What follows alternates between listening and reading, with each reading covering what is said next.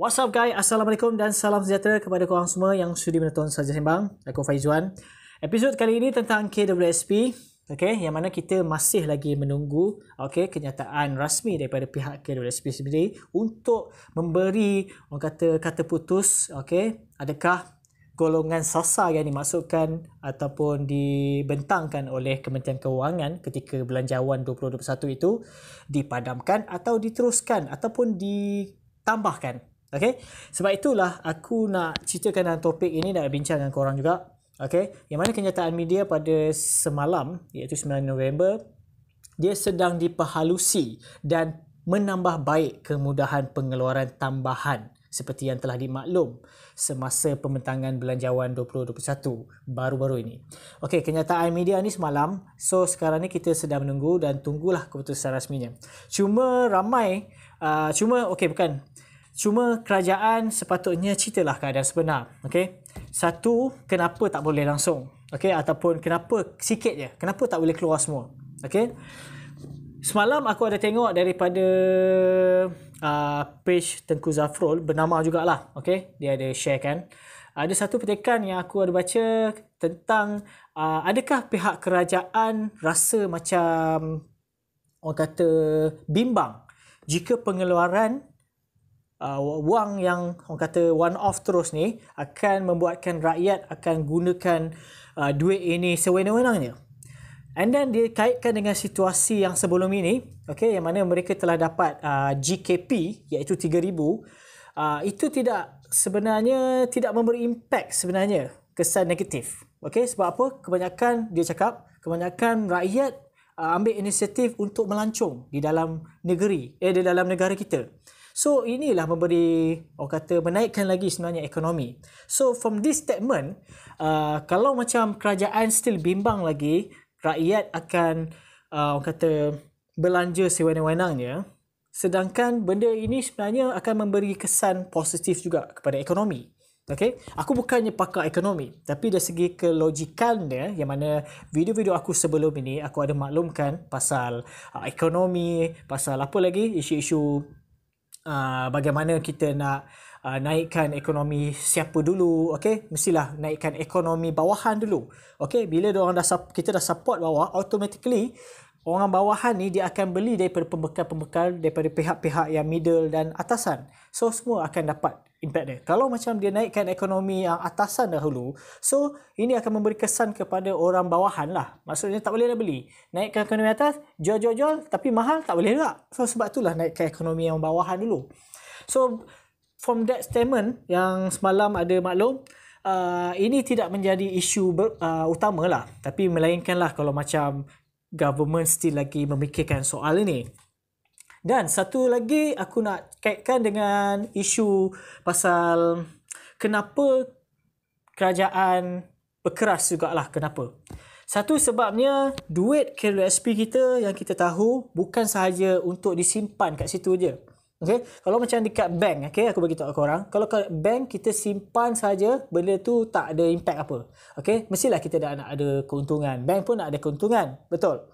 Kalau nak setakat charge ATM card charge pun tak luar benda tu. Sebab itulah bila kau dengar mana-mana orang kata iklan kat bank, lagi banyak menyimpan, lagi banyak apa benda kan dan sebagainya. Lagi banyaklah kelebihannya, contoh kan. So dia galakkan korang menyimpan. So samalah juga dengan KWSP. Jika korang menyimpan dan KWSP tak buat apa-apa, maka benda tu dia tak ada memberi orang kata kesan positif ataupun orang kata keuntungan kepada organisasi KWSP tu juga. Dan sebenarnya duit KWSP ni aku cakap maybe pencarum terlepas pandang bila korang sign dokumen dan sebagainya, yang mana dia ada maklumkan akaun ni membenarkan diorang menggunakan untuk orang kata pelaburan tertentu dan sebagainya.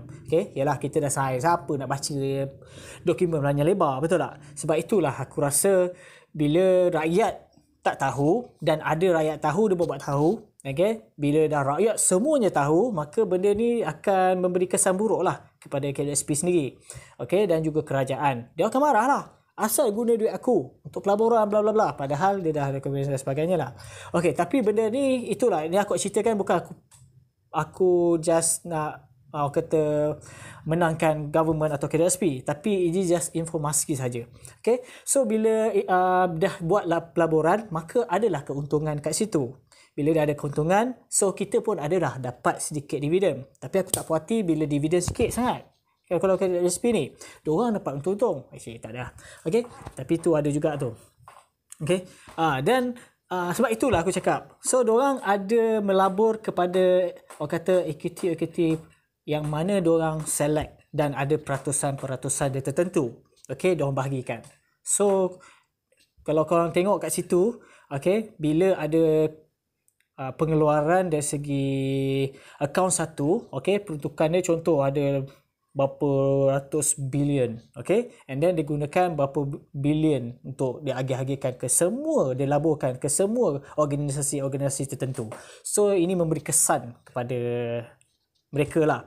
Ini mereka. Tetapi apa yang kita dengar melalui Dewan Parlimen oleh bekas pembangkang, okay, ada mengaitkan dengan isu ni, berapa banyak, okay, 800 bilion dana semasa KWSP ni sebenarnya.